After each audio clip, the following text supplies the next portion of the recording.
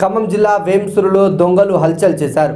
వ్యవసాయ సహకార పరపతి సంఘం, బుల్లెట్ షోరూమ్, ఓ హోటల్లో గుర్తు తెలియని వ్యక్తులు ఒకేసారి చోరీలకు పాల్పడ్డారు. సహకార సంఘం కార్యాలయం వెనుక నుండి కిటికీలు తొలగించి లోనికి వెళ్లారు.